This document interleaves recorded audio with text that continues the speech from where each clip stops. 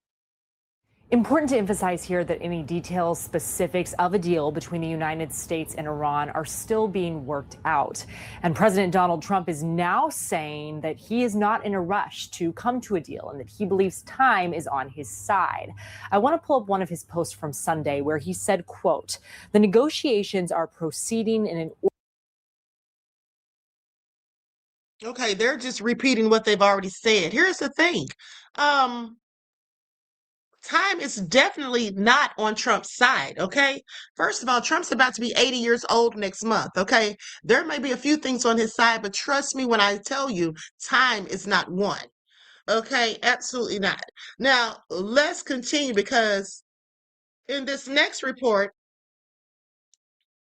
they say that Bibi abandoned us. Israelis erupt against own government as Hezbollah inflicts huge losses on is not real. Okay, so let's get into it.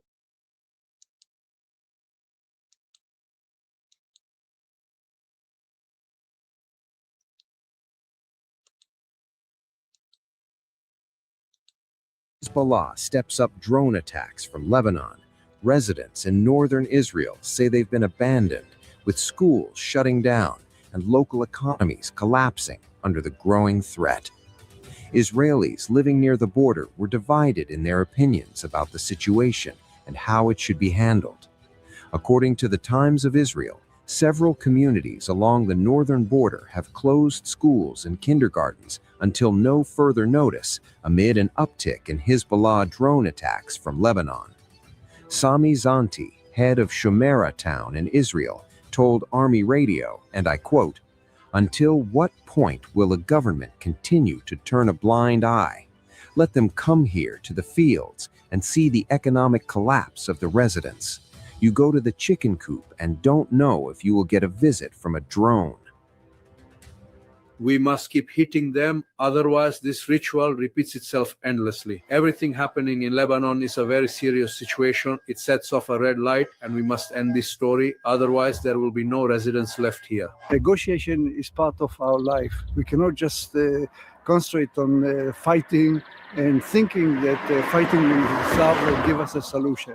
So I believe in talking, negotiation, and try to find a solution that will be good, not only for Israel and America, also for the Middle East completely. This is our neighbors, and with this we have to live, no matter what. Donna's loving this.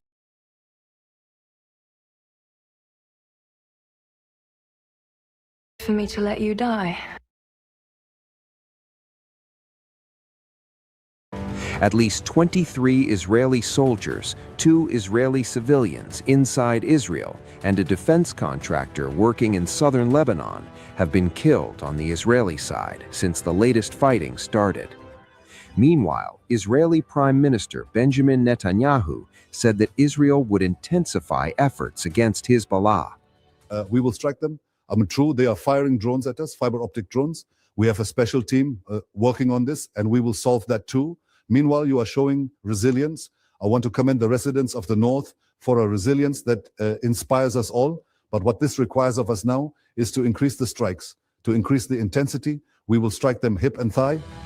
At home, Netanyahu is witnessing massive anti-government protests.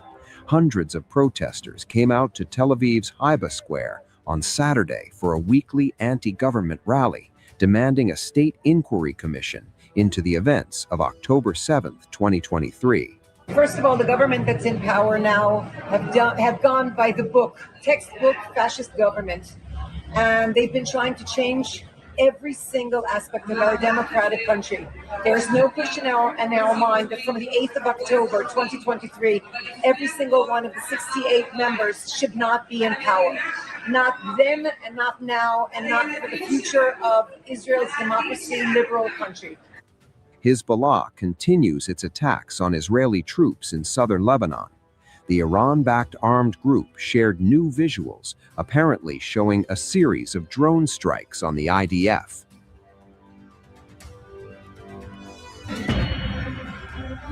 The fragile calm along Israel's northern border may be fraying once again.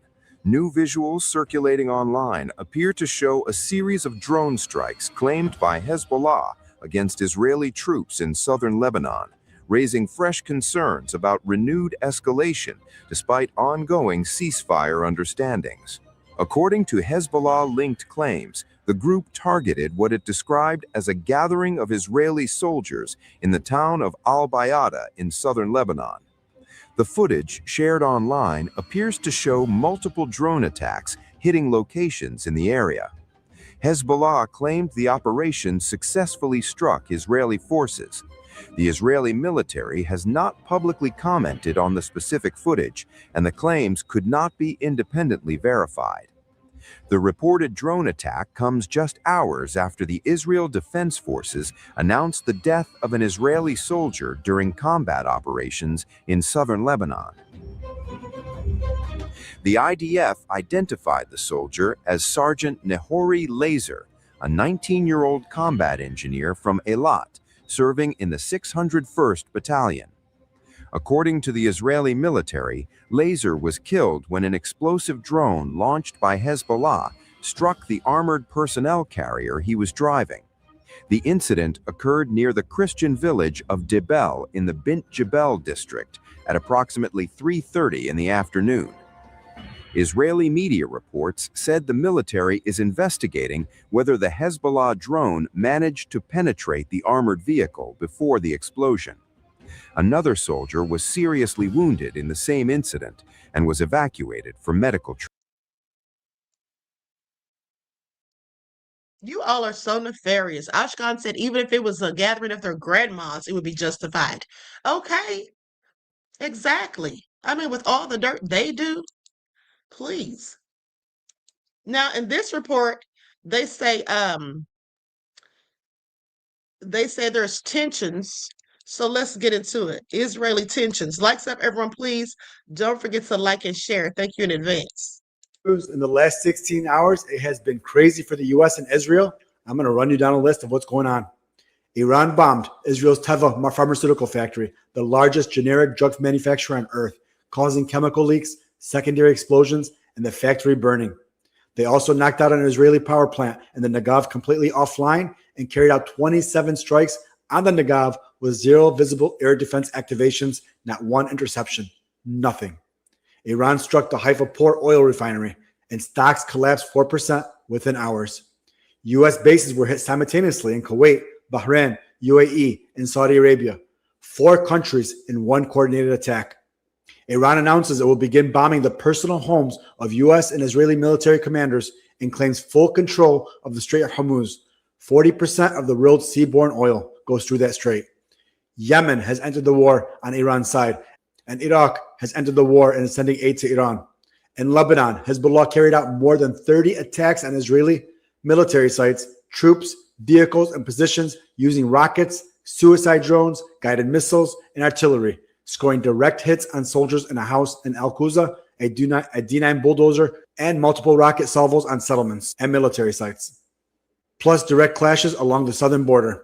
Israel and the U.S. are reporting that Israel significantly expanded its ground invasion in southern Lebanon, advancing deeper toward the Litani River to enlarge its security buffer zone, with Netanyahu ordering the IDF to push further and seize more territory. Israeli forces conducted heavy airstrikes and artillery shelling across southern Lebanon and Beirut's southern suburbs, striking residential areas, roads, and infrastructure. An Israeli strike destroyed a marked media vehicle, killed 3 Lebanese journalists, hit a Lebanese army position near Sur, killing 1 soldier, and a projectile struck a UNIFIL peacekeeping position near Taiba, killing 1 peacekeeper and critically injuring another. Israel and the United States continued coordinated large-scale airstrikes on Iran, hitting over 140 additional military, missile production, drone, and infrastructure targets. President Trump issued a fresh threat to bomb Iran's Karg Island oil facilities and power plants if Tehran does not reopen the Strait of Hormuz, while stating that the talks with Iran are ongoing. This is all getting so crazy. Okay, this is really serious at this point. I mean, it's been serious. What am I saying? But at the end of the day, this is all getting out of hand. Like Trump is such an idiot. This is going to be so bad on the American economy, not to mention globally. But let's just talk about us for a minute. Okay, before we know it, gas is going to be $8 a gallon. And there is no projection for when this is going to end. They've been constantly telling us it's going to be done in 2 weeks. Okay, the war is almost over. Oh, we're close to reaching a deal. And then here we go again. All because Bibi is not happy with the negotiations. All because things are not going the way he wants them to go. Okay. Greta says, Queen revealed that IQ. I've been tripping out ever since. Okay, I'm just glad that they posted it so he can be humiliated and embarrassed. But at the end of the day, I actually thought his IQ was lower than that. To be honest, I thought it was maybe like a 65. Seriously. And so I was a bit shocked.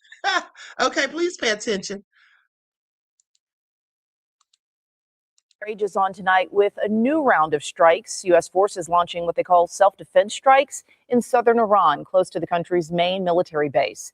This as President Donald Trump says he's in no rush to come to an agreement with Iran after saying this weekend a peace deal was near. This Memorial Day, the president acknowledging the 13 service members killed in the war while sharing prepared remarks at Arlington National Cemetery. The war with Iran rages on tonight with a new round of strikes. U.S. forces. Let me tell you something. Trump has been, or he went and did the Memorial Day tribute or whatever yesterday. But let's not forget how he disrespected the Black soldiers who fought and died during World War II. Okay, Trump, people are saying that Trump is the most anti-Black president in history. Okay, that's what some people are saying. And we'll get into that in just a second. In the meantime, please get the likes up. Thank you. On war update, a deal is still far away. So Trump previously and his people claimed that they were 95% of a way towards a deal with Iran. We all knew he was lying. He was. The outstanding points are nuclear weapons and opening the Strait of Hormuz, the two most important points that we fought the war over, right? So let's talk about nukes first. Iran says they're willing to commit never to build a nuke. I mean, that's nice. You made a promise, big deal, but they're not willing to follow through on anything to fulfill that promise, such as getting rid of its enriched uranium, the uranium they would use to build a bomb. They got to get rid of it, or else we're worried they're going to use it to build a bomb. They're saying, I think we want to keep it. So that's bad. Then you get to opening the Strait of Hormuz. They're still insisting on controlling the strait. Now, mind you, they didn't control it before, right? The U.S. invades, Iran takes over the strait, shuts it down, oil prices go up, gas prices go up, all the problems we're facing. Iran is saying once it's open again, they want to control it and keep charging tolls. They're charging $2 million a ship, upwards of that, for ships to go through. Very bad position if we now put Iran, a really bad country, in charge of 20% of the world's oil and natural gas. Very scary stuff. So basically, negotiations aren't going so well. None of this was going on at all until Trump started this war. Okay, none of this was going on at all. We didn't have a problem with the Strait of Hormuz. Nobody had to worry about gas and oil prices or any of those things. So let's not forget that the U.S. was absolutely the aggressor in the situation. And now they did that strike yesterday, and they're saying that, it was preemptive and self-defense. How is it a preemptive strike? Trying to act as though Iran was planning to attack us. Okay? That's all crazy. The Trump administration recently decided the problem with World War II wasn't Nazis. It was Black people being remembered for their service. At a U.S. military cemetery in Margraten, Netherlands, where more than 8,300 American soldiers are buried after liberating Europe, the U.S. government quietly removed 2 displays honoring Black World War II troops. No announcement, no explanation, just gone. Thanks to the AP for being pretty much the only outlet to report about this. One panel told the story of George 8 Pruitt, a 23-year-old Black soldier who died in 1945 trying to rescue another American from drowning. The other explained a basic historical fact. The U.S. military was segregated during World War II, and apparently that was the problem. The removals were triggered by Trump's executive orders ending DEI programs. Emails obtained through a FOIA request confirm the decision was political, not accidental, not procedural, not routine rotation. This was about making Black history disappear quietly enough that no one would notice. Except the locals noticed that this hallowed space had been defiled. The Dutch residents who care for these graves, many of whom adopt fallen American soldiers and tend them for generations, were furious. Dutch officials demanded the panels be restored. Families of the soldiers objected. Even a Dutch TV station recreated the panels in protest. Meanwhile, the U.S. ambassador defended the removal, saying the displays shouldn't, quote, criticize America. My dude, acknowledging segregation is not criticizing America. Erasing it absolutely is. About 1 million Black Americans served in World War II. They fought in segregated units. They did dangerous work. An all-Black unit dug the graves at Margraten during the brutal winter of 1944. The Trump administration recently... Okay, so you all hear that? And this is what gets me. This is what gets me. Now we're hearing all of these nefarious things that Trump thinks that Trump is having done specifically directly against Black people, but some ignorant Black people are still so mad at the Democrats that they just are like waving their hands in the air like they're not going to try to do anything to get these people out of power. There's going to be plenty of Black people that'll just sit on the sidelines and they don't even know or understand, can't even comprehend because they're so obtuse, the consequences that this is going to be for the rest of us if the Republicans continue to stay in charge. Okay? Because next is going to come J.D. Vance, and I promise you he's going to be way worse than Trump. Okay? But some of y'all are still sitting up here mad about reparations. Well, let me just tell you, the Democrats didn't give us reparations and the Republicans aren't going to give them to you either. And it is just so insidiously obtuse, in my opinion, for people to be talking about sitting on the couch, to still be complaining about the Democrats. At the end of the day, let's not focus on the Democrats because they're not in charge. They don't have the power. The Republicans do. The Republicans do. Okay, that's right. Greta says, when are Black people going to learn? And then you have these raccoons, okay, celebrities, these Black celebrities. Okay, let's talk about Killer Mike. Let's talk about Waka Flocka. Let's talk about Nicki Minaj. Okay, let's talk about 50 Cent. All of these people are down with Trump. And that should let you know, stop spending your money on these celebrities that don't care about their own people. These people would rather fatten their pockets than stand up for their own people. They're literally siding with the enemy. Okay, think about that. Absolutely crazy. Now let's continue. Like, step, everyone, please. Like and share. Thank you. To Basil's point, they put it in writing, right? You are the one who studied Project 2025. Isn't all that's happening more about us as a country than it is about Donald Trump? America knew what it was voting for, and look what they got. Yeah, I mean, Trump has exploited the moral rot at the center of the American psyche for decades. Especially over the last decade as he walked in here, he's pulled out and appealed to the lower impulses of everyday Americans. He's now, as we see with his push on gerrymandering and the way he's attacked DEI, aka fundamental civil rights, he's been probably the most anti-Black, openly anti-Black president in modern history, frankly. And what we see here, especially with this ruling,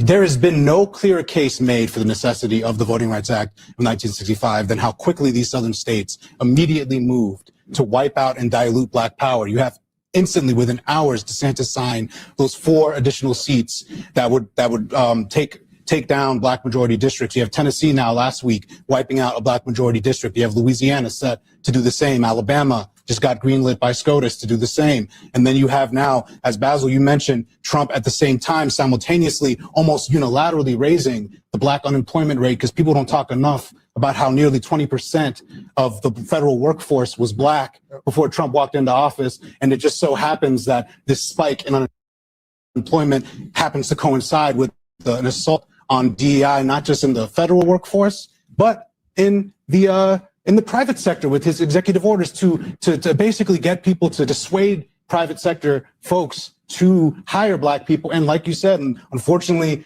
you actually had me on for the first time I was ever on TV was Project 2025 segment with Ruth Ben-Ghiat in 2024. And we were talking about this and talking about the fact that in that paper, in that playbook, They were talking about DEI. They were talking about dismantling all of these rights. And right now we are living in the culmination of Leonard Leo's Federalist Society and the Heritage Foundation's policy playbook vision, culminating here in this moment where Black power is eroded. But I do think some of it is going to backfire. We could talk about that maybe later. But I think if you have to dilute your own districts in order to redraw some of these maps. So the only silver lining to Project 2025 is we got to have you on TV and got to know you. Everybody. Now she's going to try to crack a joke at the end, and it isn't a darn thing funny, in my opinion. Okay, so Chili Willie says, I'm not boycotting Black people over political association. Well, you know, that's your prerogative, beloved. I'm sure there are other Black people just as obtuse as you that are not going to do that either, because there's no way I would give my money and resources or support people who don't support me. That's the dumbest thing I've ever heard of, as far as I'm concerned. These people don't give a damn about Black people. So why should we give them our money? At the end of the day, and I'm not even talking to Chili Willie at this point, I'm talking to the sensible Black people, okay, who have common sense. If someone doesn't care if you, because they're rich, they have millions of dollars at their disposal. Okay, some of them are even billionaires likely. But at the end of the day, here's the thing. If these people don't care about our impoverished communities, if they don't care that we don't have adequate health care, Queen called them stupid low-key. I didn't call them stupid low-key. I called them stupid blatantly. Okay, because I don't have to tiptoe and tap dance. Okay, I'm blatantly calling them stupid. When I say obtuse, that's what it means. It literally means stupid. So I'm not low-key calling them anything. I'm saying it out loud. Okay, because what are they going to do? Now, as I was saying, the bottom line is there's no way we should be supporting and spending money on or with people who don't care about our interests, specifically people who look like us. Okay. And here's the thing. It's not even about just political association, because you can be a Republican, but at the end of the day, when you blatantly come out in our faces and let us know that you support Trump, who is anti-Black, who doesn't even like people who look like you, who is doing everything that he can do. Look at the video I just showed you. That is ignorant. Okay. And any Black person that disagrees, I'm sorry, I think you're stupid. Period. Now, D Major says, please don't forget about Tyra Sedmeyer and Scott Jennings. Okay, I'm not worried about them at this point. That is just gossipy stuff. I'll get to that at some point if I so choose. But thank you for your insight into the topic and your contribution to the channel. Peace, love, and blessings. Now, with that all being said, let's talk about this race war, because as far as I'm concerned, we have much more pressing issues. Okay, these people are training for battle. And I keep telling you all that some of these Black folk are just on the playground. They think everything's a joke. You know, you're worried about celebrities, but not the real picture. Let's get into it. Now, I fast forwarded some of the video because it actually shows them doing hand-to-hand combat as they're training. But the bottom line is these people are all uniting against Black people all over the world.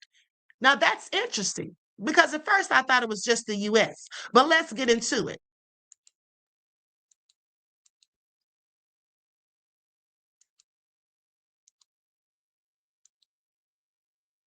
Growing a global network, preparing for what they say is a race war. The race war is here. Meeting with some of the most prominent white nationalist groups in the United States and the founder of the whole movement. I'm for pro-white. I'm for putting my race above everything else. Through public Telegram posts, videos, and images, we track them from Texas to a major gathering in South Carolina. It's very significant that we're seeing Canadians travel across the border. It is getting more and more coordinated by the day. Active clubs are a global movement of white nationalist fight clubs who gather to train in combat sports. They're founded by this guy, Robert Rundo. I put my people first. You know, there's fun in fascism. Here's the leader of Second Sons, Jeremy Mackenzie, giving a Nazi salute. According to Telegram posts, in late March, they traveled to Texas for their first meetup with Lone Star Active Club, based around Dallas. We've geolocated these images to verify them, and we find that their first meetup was in the city of Fort Worth. The two groups can obviously be seen at the Fort Worth stockyards, but also at a major gym. And here they are at a private gym used by the Lone Star Active Club. This image appears to be taken in the sort of clubhouse for the Lone Star group. You might think that this is 3 Second Sons members, Check out this guy in the middle, though. We believe this is Robert Rundo. When I first saw that picture, I laughed because despite the blurring, I knew it was Rundo right away. I mean, that's obviously Robert Rundo. There's no question. Rundo is the founder of the Modern Active Club movement. Here's why we think it's him. The watch in this video appears to be the same one as this image. And the tattoo blurred here is in the same shape and place as Rundo's tattoo in this other video. Next, Second Son's members hit the road, traveling from Texas to South Carolina.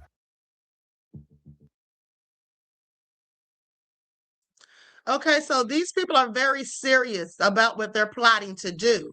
And unlike Black people, they start plotting months, years even in advance. Okay. Buckhorse DC says, I think you're stupid, period, queen. Well, you know, that's your prerogative. You can think I'm stupid all you want. I know that I'm not, so that doesn't bother me. But the bottom line is, if I'm so stupid, why are you in my chat every day? You should ask yourself. Okay, that's what you should be doing, beloved. Okay, Saturia says, I like that name. Saturia says, as a Black community, we got to do better and come together and prepare for this war. What else can we do? History is repeating itself. Exactly. Exactly. Okay. So with that all being said, I find it all so interesting. Okay. Hey, Reggie.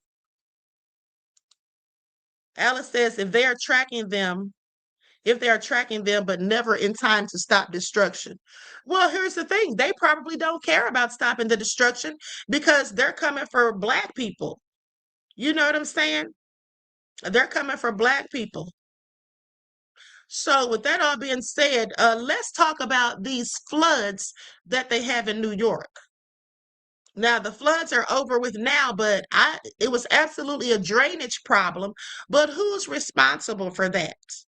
Okay, who's responsible for that issue? Now, I talked to my friend in New York, and he said that it was basically an isolated issue, like it wasn't, you know, it was just like in certain areas, of course.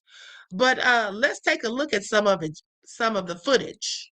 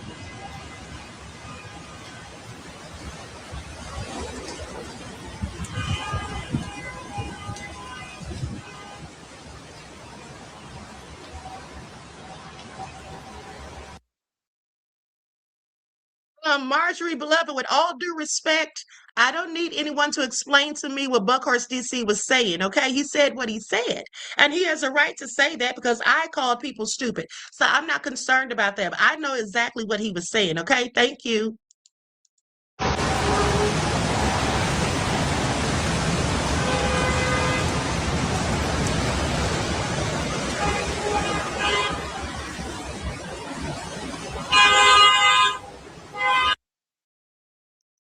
Okay, so this is all problematic. And I do believe that the former mayor, Eric Adams, I absolutely believe that this has a lot to do with his negligence, okay, his lack of oversight. Now, that's just my opinion. Let's go to another clip.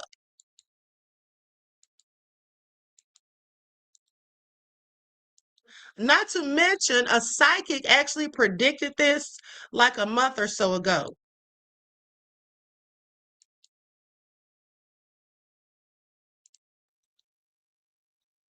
A lot of water coming in New York. Okay. We also got the subways that are going to be flooded. Go straight. So New York City just got slammed by major flash flooding, and some of the footage, some roads in Queens and Brooklyn looked more like rivers than actual streets. People were climbing onto the tops of vehicles after streets started filling with water. So we have a lot of water coming to New York. Okay. We also got the subways that are going to be flooded. Go straight. So New York City just got slammed by major flash flooding, and some of the footage, some roads in Queens and Brooklyn looked more like rivers than actual streets. People were climbing onto the tops of vehicles after streets started filling with water. So we have I find this all so interesting. Now let's talk about this for a second. I'm going to go to a another video, but let's talk about it. Eshkan said he was quoting you, Queen. Okay, well, you have to realize that things don't come across in text as the way they will when you're actually saying it. Okay? Now, with that all being said, listen to this. So, New York flooded a few days ago, mainly because a powerful storm system dumped an intense amount of rain into or in a very short period of time. You know, because they say this happened in like an hour. Okay, so more rain than parts of the city's drainage system could handle. Areas in Queens and Brooklyn were hit especially hard. Now they say extreme rainfall intensity. So reports said that some neighborhoods got around 2 inches of rain in about 20 minutes, with some spots receiving even more overall. So it basically overwhelmed the sewer system. That's why in some of the videos that I watched, you see people outside with brooms, it looked like, and it looked like they were trying to unclog the sewers. Okay, so now whose fault would that have been? Okay, because Mondani just became the mayor. So I believe this falls largely on former Mayor Eric Adams. Now they say the New York's drainage infrastructure was designed decades ago and can only process rain up to a certain rate. Officials said the storm exceeded that limit. Now, concrete, asphalt, and subway tunnels prevent water from soaking into the ground. So runoff builds quickly and floods streets and transit systems. Meteorologists and climate experts say warmer air now holds more moisture, which increases the likelihood of sudden cold cloudburst storms and flash flooding in cities like New York. Now, they say the flood caused submerged cars, flooded basements, downed trees, delayed subway service, road closures, and power outages in certain parts of the city. There usually isn't one single person at fault, but it's likely a group at fault for the flooding like this. In New York's case, several factors are likely combined. That would be the storm itself. The rainfall was unusually intense and happened very quickly. And then also the aging infrastructure. Parts of New York City's sewer and drainage systems are more than 100 years old and were not built for today's extreme rainfall patterns. And then they say urban development. So much concrete and pavement means that water has fewer places to drain naturally, as well as government planning decisions was also an issue, because critics argue that city and state officials have known for years that flood protection and sewer upgrades were needed, but progress has been slow and expensive. And then they say climate change, because scientists say warming temperatures are increasing the frequency of extreme rain events in the Northeast. Now, during his time in office, Eric Adams did oversee, because I literally asked ChatGPT, did Mayor Eric Adams ever have the drainage systems checked while he was in office? That's what I wanted to know. So they say during his time in office, Eric Adams did oversee inspections, studies, and upgrades related to New York City's drainage and sewer systems after the deadly flooding from Hurricane Ida in 2021. His administration made flood prevention and sewer infrastructure a major public focus. The city, however, installed flood sensors, upgraded sewers in several neighborhoods, added new catch basins, expanded storm water drainage projects, and launched cloudburst flood mitigation programs designed to handle extreme rainfall. Now, Adams publicly acknowledged that much of New York City's sewer system was built decades ago and was not built to manage this much water in a certain amount of time. His administration announced over $1 billion in stormwater and sewer investments, as well as upgrades in flood-prone Queens and Brooklyn neighborhoods. Now, real-time flood monitoring systems, porous pavement and rain garden projects, and large sewer expansion projects. However, here's what critics say. They say many of these projects were left incomplete, and many of them are still incomplete. So the work was never finished. Okay. Some upgrades won't even be finished for years. And the city's infrastructure improvements have not kept pace with increasingly severe storms tied to climate change. So the drainage system has definitely been evaluated and upgraded, but many experts and residents say the system still remains vulnerable because the infrastructure is so old and the city is so enormous, and the upgrades take years to complete. So he did do some work on it. Okay, so I'll give him that. I'll have to give him that. But the bottom line is this stuff is going to take years to finish. And for the people whose basements and things were flooded, the people whose cars got washed away, I wonder, do they have flood insurance? I'm just wondering. Okay, let's go to a few more clips because I want to talk about this man whose wife caught him abusing the way.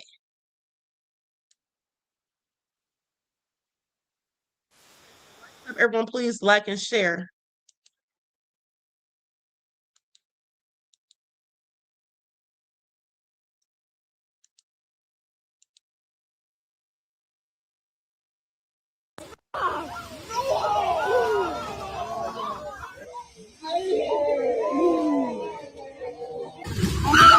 That looked like it really hurts. Okay, she fell really hard and she fell on that concrete. I hope she's okay because that looked like it really hurt, if you ask me. But let's continue. I'm going to go to one more clip.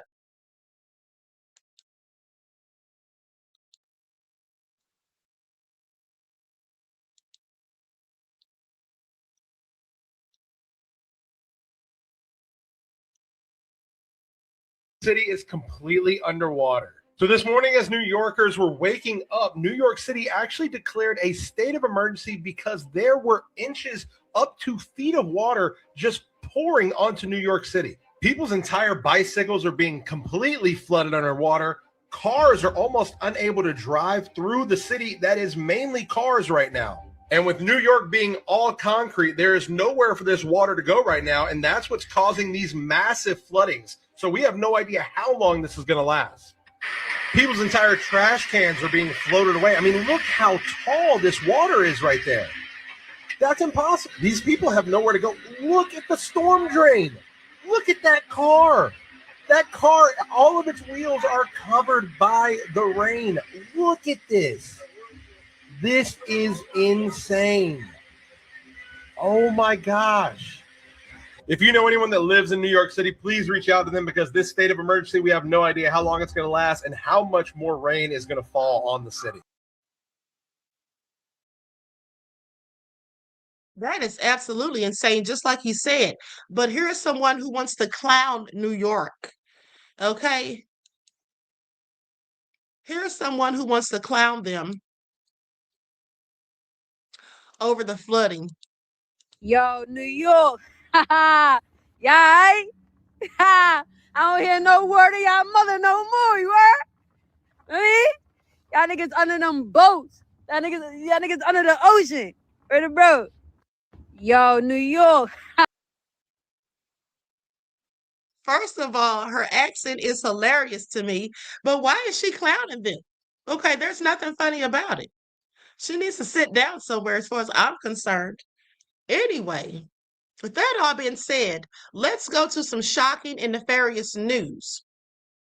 First off, this mother was beaten within an inch of her life by an elderly couple.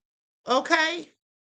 This woman was beaten within an inch of her life by an elderly couple because they, quite frankly, oh, is she from Toronto? I was trying to figure out where her accent came from. State of emergency away from being eminent domain. It flooded. If it flooded in my childhood home and family home area, the basement and everything on that level of our home would flood. Right. Okay, I can absolutely agree. And so that all being said, there wasn't no Canadian accent though, Ashkan, was it? Now, with that all being said, she seemed to talk like a New Yorker herself. That kind of sounded like their own accent. I think Ashkan's trying to pull my leg. Okay, so now listen, this is all nefarious, people. This mother was attacked in front of her young son by a married couple because they didn't seem to like how she basically was disciplining her son. I don't know, just joking. Haha, I don't even know what Reddit is. Okay, I don't know what conversation y'all are having on the sidelines here. Songwriter Sunny said she sound like us. Okay. Now, with that all being said, let's go to the clip because this is all crazy. Likes up, everyone. Please don't forget to like and share. Thank you in advance.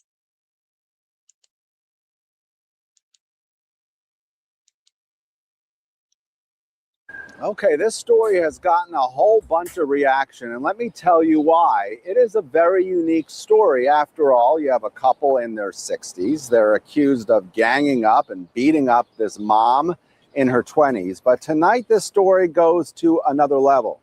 You know why? Because we're hearing from mom, and she's showing us her bruises.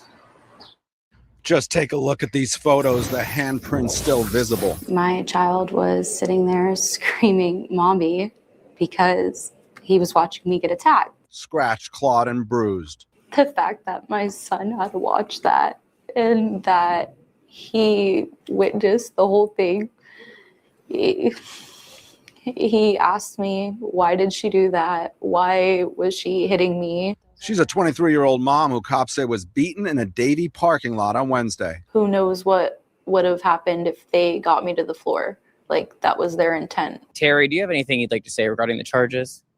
No. According to Davie police, Terry Williams and Mary Williams, a married couple, attacked her for disciplining her 4-year-old son after the son spit in her face. Cops say mom smacked the child, but there were no marks. Mom says her child is her whole life. In the process, my shirt ripped from like my neck all the way to my belly button, and the only way I could get free from their grasp was to get out of my shirt. An adult is allowed to punish their child as long as there's not abuse involved. And so it was 2 against 1, too. Cops say First of all, I want you all to think about this. Who did they think they are? Who did these people think they are attacking that woman because they didn't like the way she disciplined her son? She was not abusing him. And if she had been, they could have simply called 911. Okay, but she slapped the child because the child spat on her. All right. I mean, this is the audacity of some people. Terry took it upon himself to tell mom that she couldn't treat the child that way. He didn't know what to do. He was just petrified. Terry claimed he worked for the Department of Children and Families. Cops say he doesn't.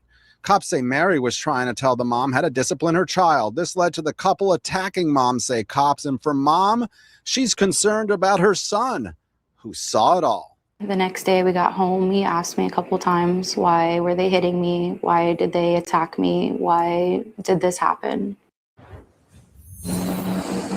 So mom didn't want us to use her name, but clearly she wants this story out there. She's speaking. She now has an attorney, as you saw. So you can expect a lawsuit. And one final note, and this is interesting. We know there is video of this entire incident. We know that because we inquired with Davie Police. They're not releasing that video yet, but this attorney told me today he's going to get that video. And as soon as we get the video, of course, we'll pass it along to you. We're live in Fort Lauderdale. The nerve of them. Who do they think they are? This is oh so crazy, honey. And then they did that in front of her child. You know what? I hope when they arrested them, I hope they also charged them for endangering a child and for child cruelty as well. Okay, because those are supposed to come automatic when you do something like that in the presence of a child. Okay, so I hope they hit them with that too, because the nerve jumping on that poor woman like that, so crazy, honey. But now I want you all to hear this report because this man says that people don't like white people. Listen to this.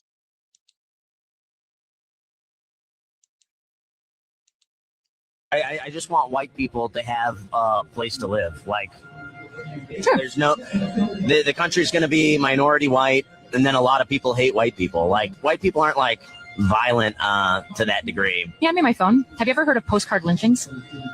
What? Postcard lynchings. No. So all the way up into the 1960s, when black people got lynched, many people would take photos of those lynchings, and what they would do is they would put them on postcards and knickknacks, and people would spread them around. I won't show this on camera, but here's an example of what I'm talking about. This is called the dogwood tree. Open the border right now. These were knickknacks. So if you want to say white people weren't violent, can I read you the poem on the bottom of this postcard? No, I know about slavery. And this isn't about, no. This isn't slavery. No, 1908. This is 1908. This is turned us into self-reliant. This is from 1908. This is long past slavery. Well, I know. This is the only branch of a dogwood tree, the emblem of white supremacy, a lesson taught in the pioneer school, that this is the land of the white man's rule. The red man once in an early day was told by the whites to mend his way. That, I can't say the word, the N-word now, by eternal grace, must learn to stay in the N-word's place. In the sunny south, the land of the free, let the white supreme forever be.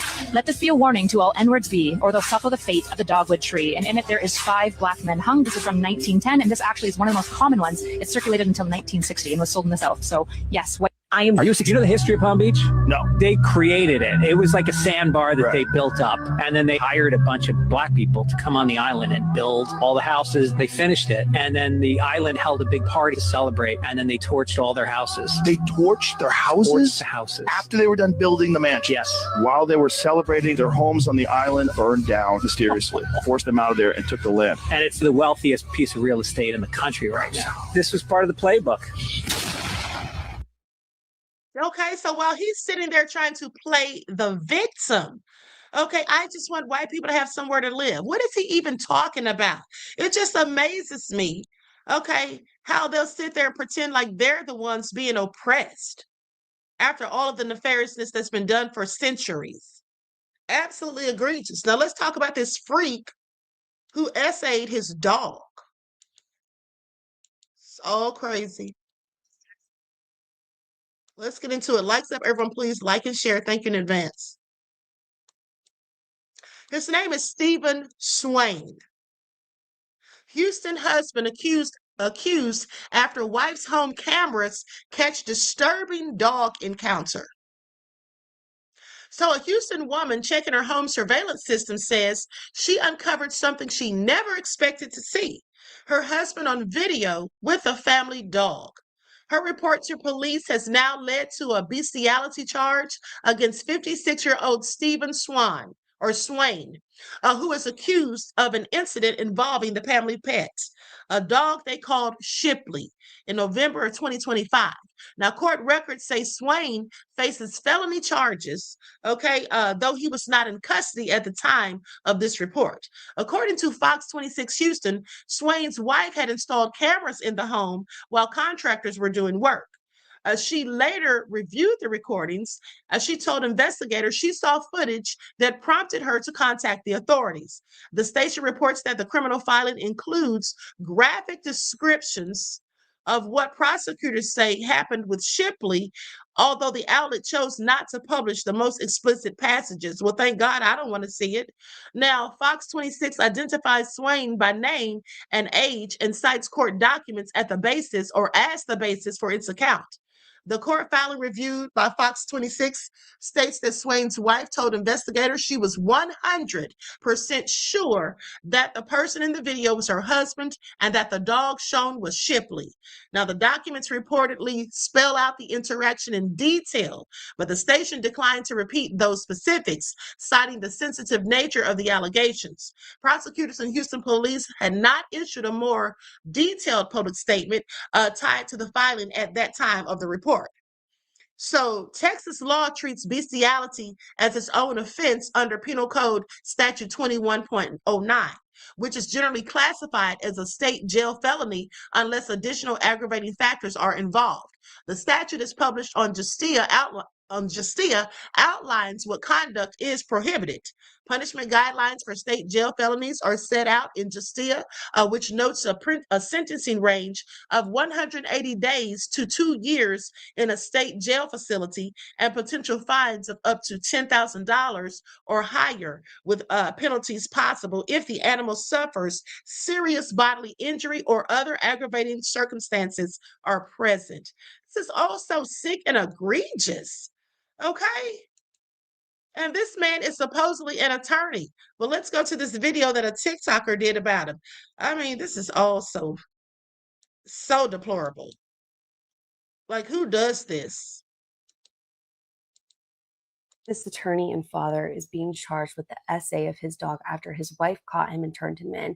And he has now hired a very expensive attorney and bonded out of jail for $750.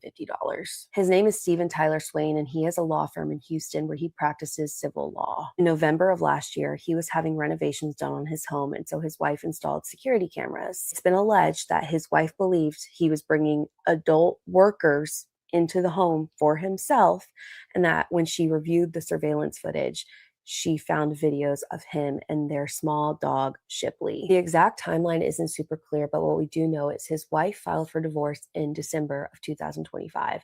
And then a month ago, the SPCA reached out to the police telling them that they had been told by his wife that there were these disturbing videos. So that prompted the investigation into him, where his wife told police that is 100% my husband and 100% our dog. So now he hired this fancy attorney, and originally his bond was going to be $25,000, but they lowered it to $7,500, and he only had to pay $750 of that, even though this man is extremely well off. Based on what I could find, this law firm was his very religious father's law firm, and his father passed away. And he went to the same college his father did, graduates law school, starts working for the firm, and now he's a partner. He has 4 children and had a wife. I don't believe their divorce is final yet, but it's in the process, and it does not appear at all that she is going to get back with this man. I won't share the exact details, but if the details of what was seen in this alleged video are real, then these charges are 1,000,000% deserved. Oh, and by the way, as soon as the wife found these videos, she got the dog out of the home immediately. So the dog is safe. I hope they are physically okay. It's unbelievable. This text. It is absolutely unbelievable. And here you have the picture of him and the dog in my thumbnail. That's the dog right there. Okay, such a cute little dog. What a sick individual. What a sick individual. Like, what is wrong with people? It's the most disgusting. Okay, DJ Big Six said, hide your dogs. All right.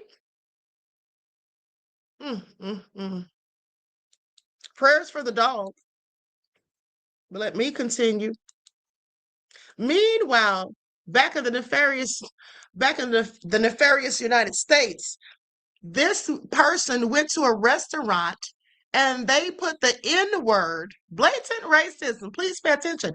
They put the N-word on the receipt and the person saw it. Says she came into the Crazy Crab restaurant over the weekend to celebrate her anniversary with her partner. She says the waiter was not attentive, but then matters took a turn for the worse when the check came. The N-word reportedly typed at the bottom of the receipt. The customer telling Fox 5 the waiter and restaurant management were initially dismissive when she brought it to their attention. Fox 5 spoke exclusively with the Virginia woman who wants to remain anonymous. We also spoke with her best friends who posted the receipt on social media, ultimately leading to a viral response. I was just in shock and disbelief. I really could not process what was happening in that heat of the moment. It was just very shocked and upsetting. But yeah, I'm just very angry with the situation overall. I have been to Crazy Crab many times. I've recommended this place to my friends, my family. I've taken my mom, my aunt. So it's really disappointing. I don't want to give my money to someone who's going to treat us like that. We are deeply, deeply sorry. We are deeply apologetic about this whole incident. It's like we have no words to express how remorseful we are. We're told the couple dining at the restaurant were Vietnamese and Hispanic. We are also told the waiter himself was Asian. Meanwhile, even though the waiter has been fired, the couple says they are frustrated that it took restaurant management this long to fire that waiter and believe it only took place due to the pushback. That's exactly what it was. That's exactly what it was. They only did that because of the pushback, if you ask me, because for one, the person says that when they approached management, they were very dismissive of them. Okay? They were very dismissive of them. Like, this is all sick, honey. And if they said something like that on the receipt, what in the hell did they do to the food? Okay, that's what they should be asking themselves, because I definitely would have requested a refund. I don't want anything from here. And those people, the person wasn't even black. So the person wasn't even black. That's interesting. I wonder what they have to say about black people. Honey, y'all better stop eating at these weird places. Maybe they'll say racism hurts everyone.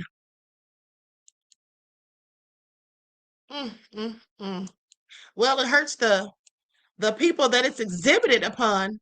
It definitely doesn't hurt the people who are the ones being racist. So with that all being said, there's this guy, he says that, basically it's the people who voted for Trump, it's their fault that he's in power, and that basically they are the ones that need to get these people out of office. And I absolutely agree. Okay? I absolutely agree. These people that voted for Trump are sitting here, many of them are sitting here whining and complaining now, but, this is all their fault as well.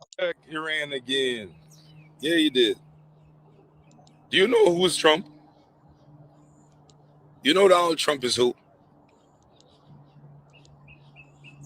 In the middle of a peace deal, you strike again. You know what I'm saying? They're saying it's self-defense strike against boats allegedly planning naval mines. That's what they say. That's the reason for the strike, self-defense strike. How are people shocked about this? Like, do you know who Donald Trump is? You're lucky he didn't strike you. Trump strike Iran. When do you think this shit is going to stop? This is up to Americans. You know what I'm saying? They're the ones who voted him in an office. They put him in there. It's up to Americans to stop this bullshit. Okay, Americans voted and put them in office.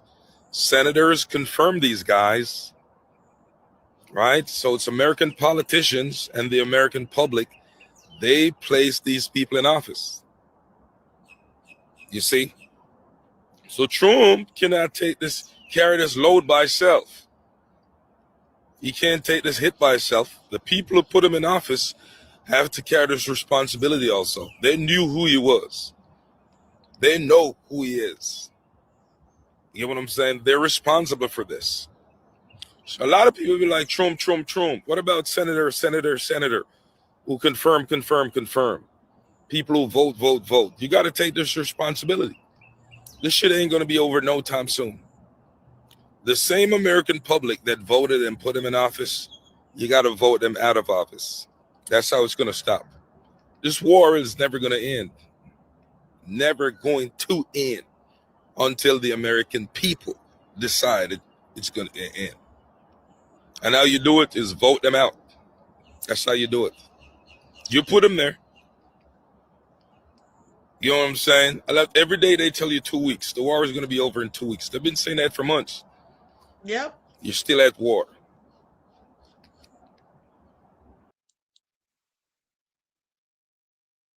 He's absolutely right. No lies detected. Okay. These people who voted him in, these people who voted for these nefarious Republicans who condoned everything that he does, this is all, they're partially to blame. Now, with that all being said, here's someone who clearly has buyer's remorse.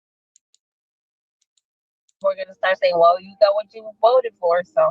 Okay. What happened? My groceries, I used to pay between $150 to $200. Last week, I went and purchased the same amount of groceries that I usually do, and I ended up paying almost $320 something. Huh. I thought you said day one prices would come down. I used to fill my tank with $45, $50. Now I spend $60, $70, almost $80 filling up the tank. Gee, I wonder who started a conflict with Iran that caused gas prices to go higher. Who's been a Democrat? Let's start with that. For some reason, I guess the way that he sold that he was going to better the economy, I voted for Donald Trump, which I regret doing. Oh, lady, you fell for the severe case of diabetes when it comes to Trump himself. I did it because he sold us this story where everything was going to be perfect. Now everything's getting worse and worse by the minute, I think it's a war, isn't it? Well, lady, you are one sharp tack. Each and every day, more and more people are entering the find out phase of FAFO when it comes to their vote. I mean, unfortunately, some folks are going to have to learn the hard way. But in conclusion, all I do have to say to Celia is, have the day you voted for. Bye. Okay. Brought that on herself. All right. So with that all been said, let's talk about how this Michigan couple was traumatized after catching their landlord having sex on the floor, okay, in their home that they were clearly renting for him. Okay. I find it all interesting. Songwriter Sonny, what does him being Chinese have to do with anything, beloved? He can't voice his opinion. Instead, he was giving a lesson on the birds and the bees on camera. So right now we're kind of standing at the scene of the crime. What did you guys do? Did you clean before you? Most definitely. My wife, she's germophobic, so I had to most definitely clean it before she even stepped in anywhere in this house, period. It allegedly happened Monday in Westland while Javon Crawford and his wife were in the hospital with his sick grandma. His wife started getting alerts from their security cameras on her phone. She just pointed the phone to me, and I seen him just doing what he was doing right here in our house. Was it live? It was live footage. Oh my God. Time stamped and everything. Bonnet down, legs up for about an hour. I'm wondering too if this guy's done this before. He seems so comfortable. Too comfortable. So I know for a fact that somebody that comfortable, what else could be done?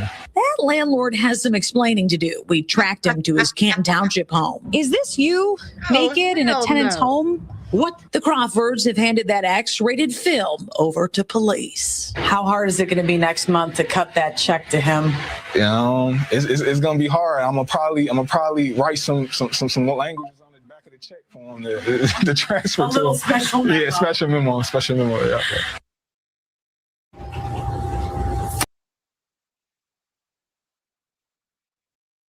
That is absolutely crazy. They said the landlord drove off when they were trying to talk to him. He didn't want to have anything to say about that.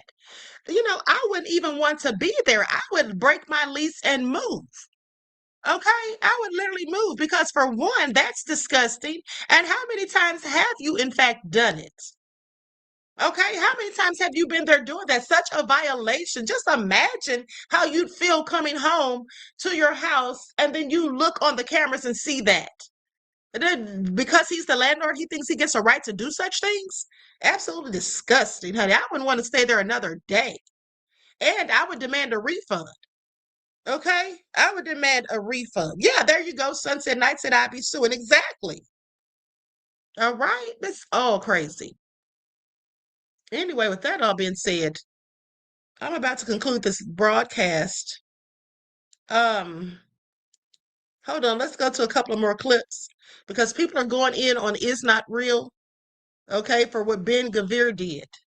So let's get into it. Remember the other day how he posted the videos basically showing how they were treating those people that they kidnapped, the humanitarian people coming with the aid. Okay? Absolutely punitive damages. Okay, I'd be completely traumatized. Absolutely. He wouldn't be getting a check from me next month. Sit down somewhere. My friends actually called Itamar Ben-Gvir a genocidal maniac to his face in Hebrew. And you might be asking yourself, but how was he able to do that? Well, she was in an Israeli concentration camp after being abducted in international waters for the crime of trying to do something that apparently the international community is unable to do, to provide basic necessities to Gazans. And in the process of calling him a genocidal maniac to his face, she was beaten up. There were people in the flotilla that were shot, that were raped, that were assaulted in ways that only Palestinians up to now knew and felt. And yes, there has been an outpouring of condemnation of Western leaders. But have you noticed the shape of the condemnations? Because when it comes to Israel, form and intent matters. The vast majority of people that I see criticize the treatment of the people in the flotilla in Israel and outside of Israel have condemned specifically Itamar Ben-Gvir as an aberration. When people like Netanyahu align directly in the criticism of one member of government in Israel with the whole of the pro-Zionist Western media, as well as foreign affairs secretaries around Western countries that have been silent throughout this genocide, and also silent when Ben-Gvir did the exact same thing a year ago in 2025, you know that there's something that you should be paying attention to. And what you should be paying attention is that all of them are blaming specifically that man for a disregard of human rights that is perpetrated by an entire country. Itamar Ben-Gvir is not an outlier, he's just loud, because he is the embodiment of the underlying violence that exists in Israeli society as a whole, systemically, against Palestinians, against even the minorities that exist within their borders. Why are they doing this? Because they want to preserve the Zionist project. What's happening this year that hasn't happened throughout the whole of the genocide? An election in Israel in which the government of Benjamin Netanyahu is expected to fall and be substituted by people who are more palatable within the international community, that have benefited from the genocide ongoing against the Palestinians for the last 78 years, but not connected to Gaza specifically because they weren't in power. That's why in the coming months, you're going to see Western leaders and Western media trying to appear like they grew a shiny new spine, when in fact, they just want to attribute the blame to what is happening to people and not systems. So don't fall for it. Itamar Ben-Gvir is the future of Israel. You just have to look at the support that he has amongst young people to understand that. That was a very good report, okay? That was a very good report. Absolutely, I agree with them. And like I told you all days ago, when Satan Yahoo is coming out acting like he's condemning this person, yeah, I don't believe him. Okay, because we know how wicked and nefarious he is. The only reason he said any of those things is because of the pushback from other countries. And because specifically, if you ask me, the Irish president's sister was one of those people. Okay. That's all that is. Just trying to save face.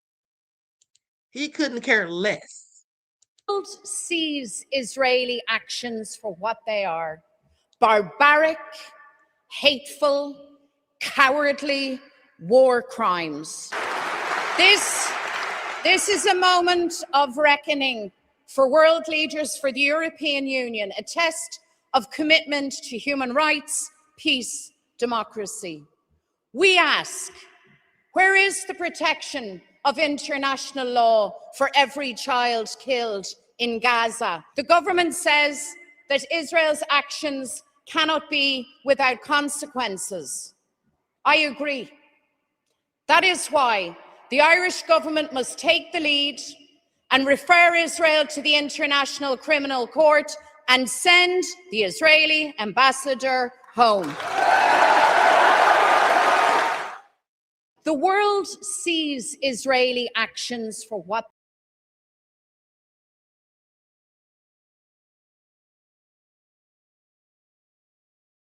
I mean, to just sit there and act like Ben-Gvir is an anomaly, That's just not going to cut it. This is a common practice. Okay, and did you all notice one of the headlines said Black lives don't matter and it's not real? Well, we know they don't. We know that back in 2024, I think it was, they said that the Black youth are the problem. Now, my question is, how are the Black youth their problem? What do the Black youth have to do with them?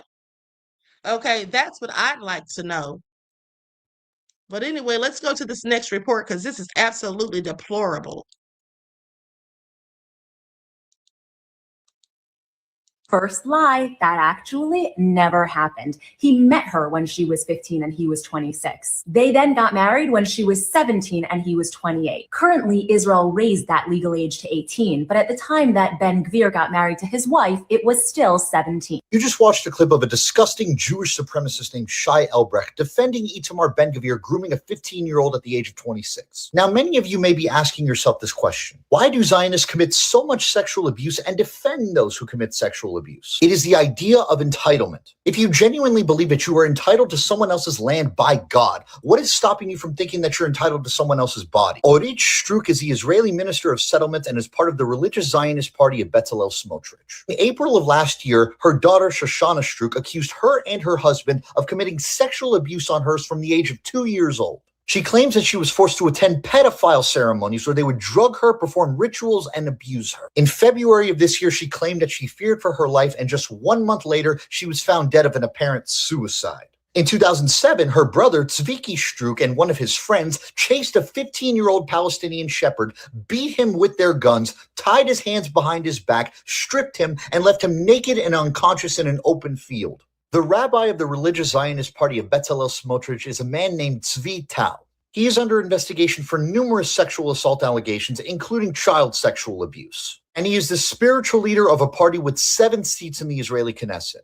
In 2020, the Israeli organization Matzaf claimed that there are tens of thousands of pedophiles that operate in Israel every single year. This same organization alleges that this leads to over 100,000 victims of pedophilia in Israel every single year. The head of the organization, Eliran Malki, says this: "They are not deterred by the police, and they are certainly not deterred by the contemptuous rulings that come from the hands of judges in the various courts. And this is why 61% of Israeli men and 40% of Israeli women do not view forced sex with an acquaintance as a crime." Okay, so that's absolutely egregious. And that is absolutely why we have the Epstein class. Okay, that is absolutely why we have the whole Epstein class and why nothing's being done about it. And pay attention, because very soon these things are going to be going on right here in your face in the United States, in my opinion, if we don't get certain people out of power. Okay? Because I've already told you how they want to lower the age of consent. They're reducing child labor laws. They're doing all sorts of nefarious things. And if you haven't read Project 2025 and 2030, then you should. Okay, you should. And this is why it is imperative that everybody votes. Okay, it is very imperative that Black people vote specifically, because we can talk about what the Democrats did or didn't do, but the bottom line is there is nothing that has been more nefarious than what's going on right now. And everybody knows that if you're just being honest with yourself. Okay, everybody that sees what's going on, you have to be honest with yourself. This is the worst that we've been dealing with, and it's going to get even worse. Okay, now we're in this war. There's no telling when it's going to end. Trump's being directed as a puppeteer, as a puppet by his puppeteer, Netanyahu. There's not going to be any peaceful negotiations anytime soon, period. So I don't know what to say after this, because like I said, some people are just obtuse, in my opinion, and they're just going to still sit there on the sidelines complaining or whatever and blaming the Democrats when the Democrats are not in power. And listen, I'm no fan of the Democrats. Let's be clear. But my whole thing is I'm going to do what's in the best interest of me and my people. Okay? Because we can look at the Democrats' shortcomings and we can look at the BS that they have done. But the bottom line is, who's allowing people to be murdered in the street in broad daylight by ICE? Who's allowing people to be kidnapped by ICE and brutalized? Who's taking away your rights and privileges? Trump said that he wants to get rid of the First Amendment. Why would he want to get rid of the First Amendment? Well, I'm so glad you asked, because Trump is just a snowflake, okay? He has a fragile ego, and he cannot stand the criticism that he's receiving. That's likely why he had those anti-war influencers subpoenaed the other day. He doesn't like people saying things that are negative about him, but yet he's the same person who can call people the B word, reporters, for simply asking questions. He can call people Miss Piggy. Okay, he can make fun of disabled people. He can call people that are much smarter and much more intellectual than him low IQ. He can insult people, berate people, belittle, and all of the above, but nobody had better not say a thing about him. That's how that goes. So, if this is what you want to continue with the Republicans in charge and more of what we've already been dealing with, then go right ahead and sit on the couch or vote Republican, whatever you want to do. Okay, because I'm tired of talking, because as I've long said, and I still say, that in my work, okay, or in my, as I try to help educate and liberate Black people, the main opposition is sadly Black people. Okay, it's sadly Black people, because some of our people just really, in my opinion, suffer from cognitive dissonance. Okay, that's how I feel about it. So anyway, with that all being said, I'm going to conclude this broadcast. I will be back later to talk more about Jackson Dart, who's a whole Trumpster. Also to talk about the latest on Dr. Cheyenne Bryant. I mean, not doctor. I keep calling her doctor. To talk about the latest on Cheyenne Bryant, what she did just the other day, and a few more topics like Floyd Mayweather suing. Okay? And I believe it's about a mismanagement of his funds or whatnot. So we're going to get into all of that and more. Okay, so until then, beloveds, I hope you all enjoy the rest of this beautiful day. Each one teach one. That's how we grow and thrive. Do something productive, constructive, but never destructive. And always remember, beloveds, to keep the Most High first in your lives. Until next time, peace.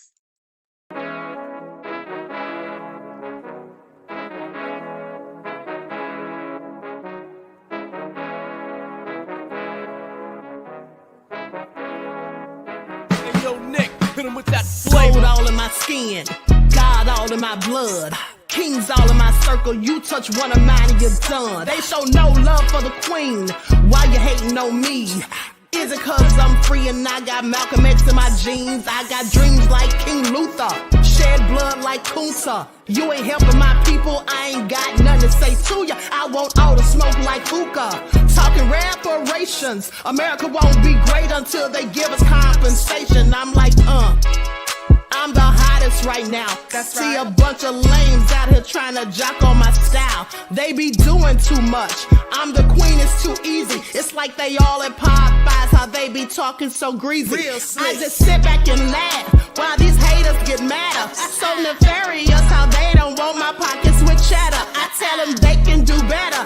These snakes in the grass can leave a bite on your ass, cause y'all be trusting too fast. I got my foot on the gas, other one on they necks. Dropping receipts on haters, you better show some respect. I'm never facing regrets, we only facing the threats. Running through every challenge like a relay, break no sweat. It's a cold game, so I got that blanket with me. Now that my people awaken, ain't no going to sleep. I do not play by my piece, this time I'm playing for keeps. You talking slick, but when I see you like them ends, we gon' meet. And I got gold all in my skin, God all in my blood, kings all in my circle. You touch one of mine and you done. They show no love for the queen. Why they hating on me? Is it cause I'm free and I got Malcolm X in my jeans and I got gold all in my skin, God all in my blood, kings all in my circle. You touch one of mine and you done. They show no love for the queen. Why they